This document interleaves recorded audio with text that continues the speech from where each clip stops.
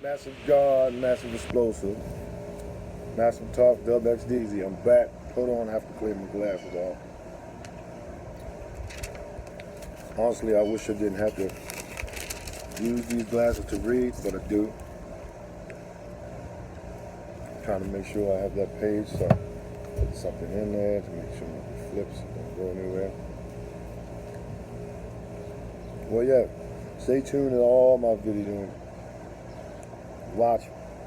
I'm bringing them to you, no matter what. I've been in a struggle these last few weeks, trying to get content out to y'all, but it was only a spiritual thing. The more and more you get closer and connected to God, and listen to His voice, the more problems that you have to get through. But you know what? Made it through most of it. Now I'm back at it. So, and I'm doing exactly what I think He wants me to do at this point in time in my life.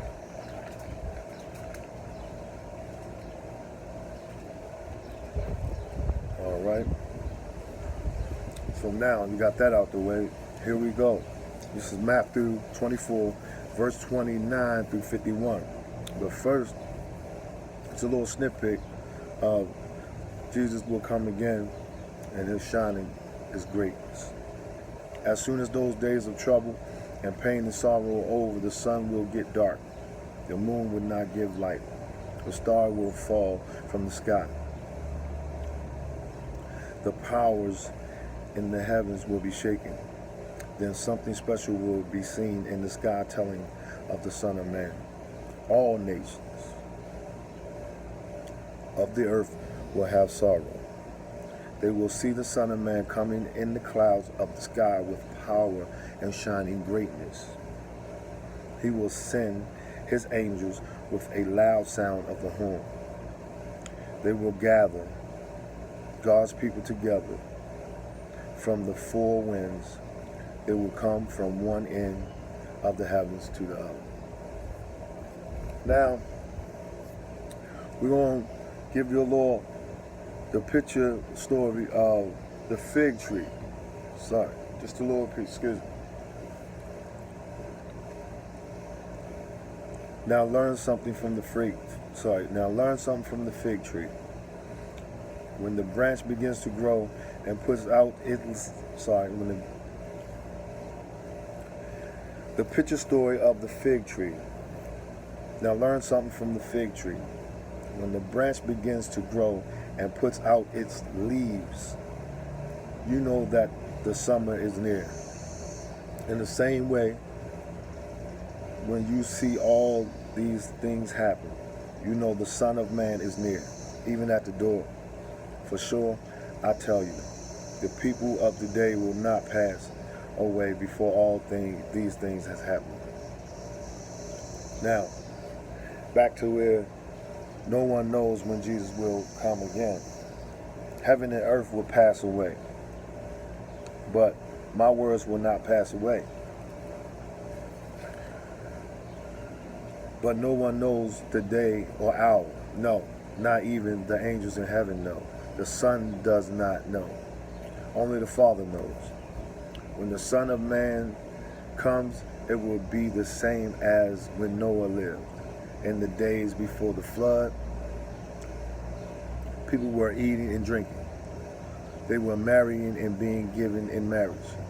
This kept on until the day Noah went into the large boat. They did not know what was happening until the flood came and the water carried them all away. It will be like this when the Son of Man comes. Two men will be working in the field. One will be taken and the other will be left. Two women will begin grinding grain. One will be taken, the other one will be left. Because of this, watch. You do not know on what day your Lord is coming, but understand this. If the owner of a house had known when the robber would be coming, he would have watched. He would not have allowed his house to have been broken into. You must be ready also. The Son of Man is coming at a time when you do not think He will come. Just remember that. Just remember that. All right. Now we're going to go to who are and not faithful. Faithful servants and servants. Who is the faithful and wise servant, whom his owner has made boss over the other servants? He is to have food ready for them at the right time. The servant is happy who is doing what his owner wants him to do, and when he comes back. For sure, I tell you, he will make him boss over all that he has. But if that servant is bad, he will think the owner will not come soon.